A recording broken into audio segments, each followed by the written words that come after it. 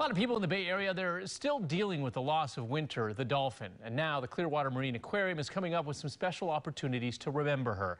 The events start next Saturday with a celebration of life. The aquarium will lower admission rates to $16 in honor of her 16 years of life.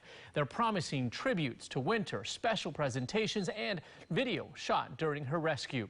Winter died this past week as a result of twisted intestines, which blocked off the blood flow in her digestive system.